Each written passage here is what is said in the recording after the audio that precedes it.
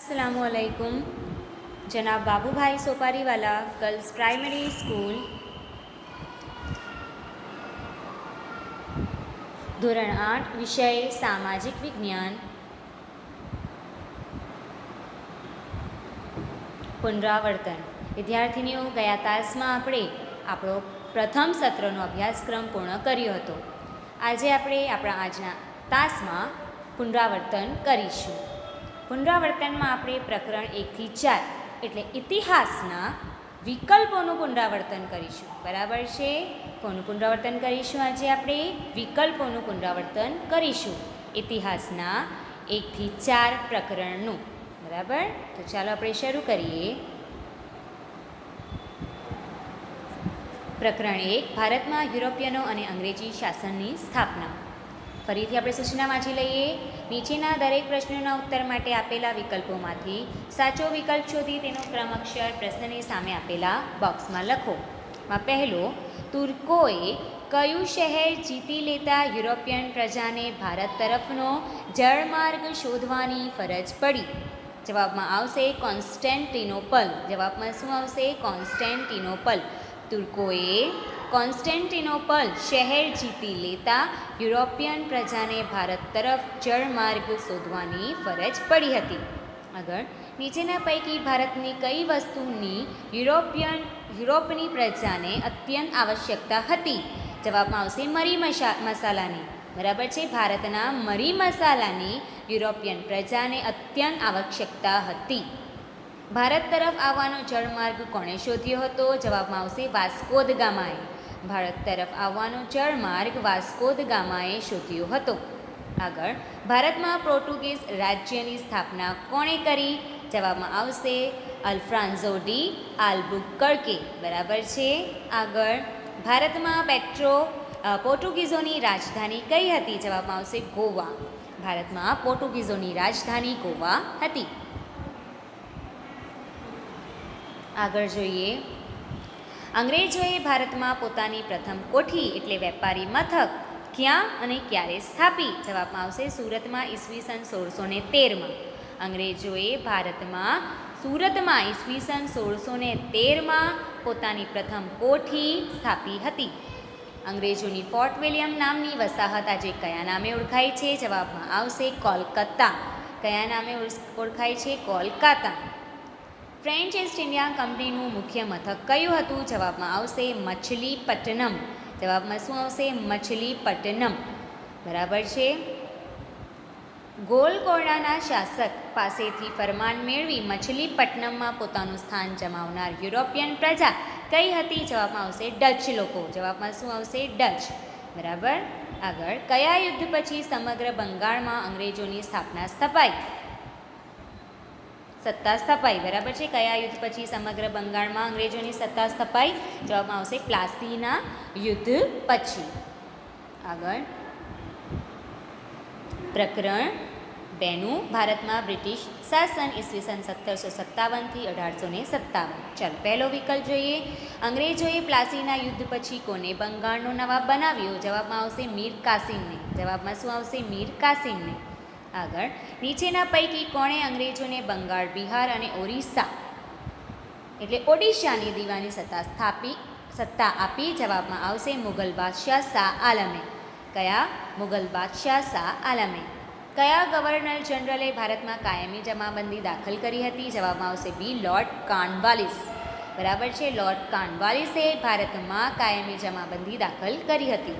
આગળ, કઈ મહેસૂલ પદ્ધતિને કારણે અન્ન ભંડાર તરીકે ઓળખાતું બંગાળ કંગાળ બન્યું? જવાબમાં આવશે કાયમી જમાબંધીને કારણે।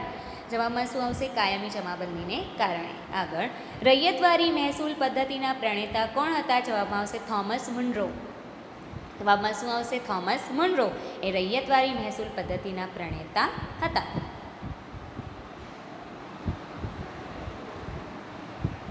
આગળ, ઈસવીસન 1820માં કયા બે પ્રાંતોમાં રૈયતવારી પદ્ધતિ લાગુ કરવામાં આવી? જવાબમાં આવશે મુંબઈ અને મદ્રાસ એટલે ચેન્નાઈમાં। બરાબર છે? મુંબઈ અને મદ્રાસમાં।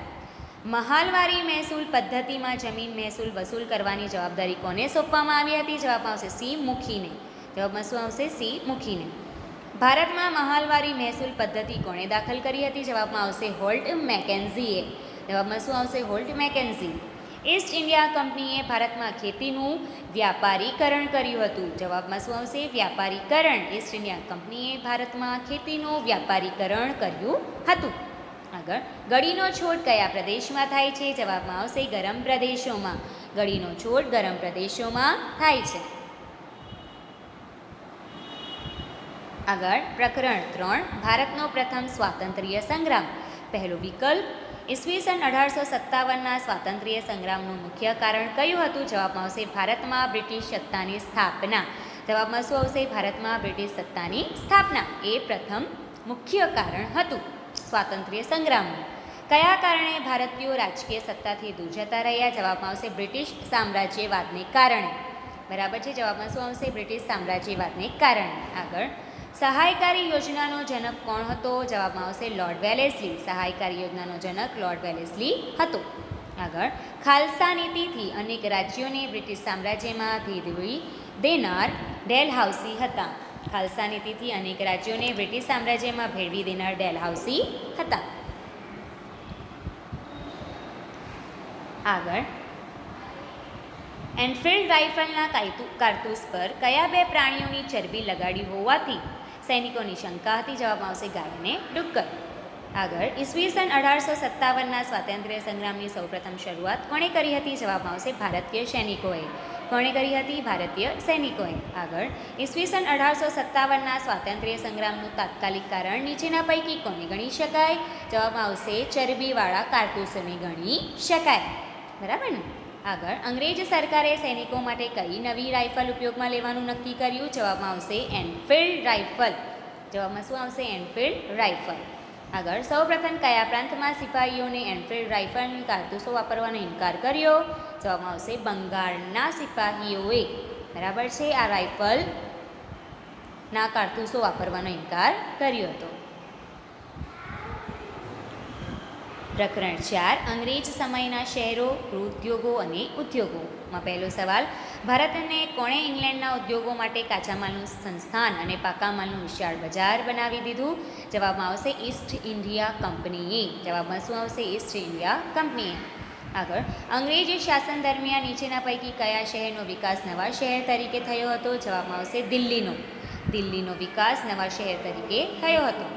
આગળ, નીચેના પૈકી કયા શહેરનો મહાનગર તરીકે વિકાસ થયો? જવાબમાં આવશે મુંબઈનો. બરાબર છે. જવાબમાં શું આવશે? મુંબઈનો મહાનગર તરીકે વિકાસ થયો હતો. આગળ, નીચેના પૈકી કયું શહેર પહેલાં ટાપુ હતો? જવાબમાં આવશે સી મુંબઈ. મુંબઈ પહેલાં ટાપુ હતો. આગળ, અંગ્રેજોના સમયના એવા કયા શહેરો છે કે જ્યાં અંગ્રેજોએ પહેલાં કિલ્લો બાંધ્યો હતો? જવાબમાં આવશે કોલકાતા અને ચેન્નાઈ. અંગ્રેજોના સમયના કોલકાતા અને ચેન્નાઈ, કોલકાતા અને ચેન્નાઈ એ બે શહેરો છે કે જ્યાં અંગ્રેજોએ પહેલો કિલ્લો બાંધ્યો કે વસાહત ઊભી કરી હતી. આગળ, બ્રિટિશ રાજવીને મુંબઈ ટાપુ દહેજમાં કોણે આપ્યું હતું? જવાબમાં આવશે પોર્ટુગીઝોએ. બરાબર ને? પોર્ટુગીઝોએ બ્રિટિશ રાજવીને મુંબઈ ટાપુ દહેજમાં આપ્યું હતું. ઈસ્ટ ઇન્ડિયા કંપનીએ કોની પાસેથી મુંબઈ ટાપુ ભાડે લીધો? જવાબમાં આવશે બ્રિટનના સમ્રાટ પાસેથી. જવાબમાં શું આવશે? બ્રિટનના સમ્રાટ પાસેથી. આગળ, નીચેના પૈકી કયું શહેર ભારતનું આજનું ઔદ્યોગિક અને વાણિજ્ય કેન્દ્ર ગણાય છે? જવાબમાં આવશે મુંબઈ શહેર. જવાબમાં શું આવશે? મુંબઈ. આગળ, નીચેના પૈકી કયું શહેર આંતરરાષ્ટ્રીય બંદર હતું? જવાબમાં આવશે સુરત. સુરત એ આંતરરાષ્ટ્રીય બંદર હતું. બરાબર. વિદ્યાર્થીનીઓ, આજે આપણે આપણા સામાજિક વિજ્ઞાન વિષયમાં ઇતિહાસના પ્રકરણ 1 થી 4ના વિકલ્પોનું પુનરાવર્તન કર્યું છે. વિદ્યાર્થીનીઓ, બધા વિકલ્પો તમારે યાદ કરવાના છે કારણ કે પરીક્ષાલક્ષી છે, પરીક્ષામાં પૂછાઈ શકે છે. બરાબર છે? અને સાથે તમારી સામાજિક વિજ્ઞાનની નોટમાં લખીને યાદ કરવાના છે. બરાબર. અહીં આપણો તાસ પૂર્ણ થાય છે. Thank you.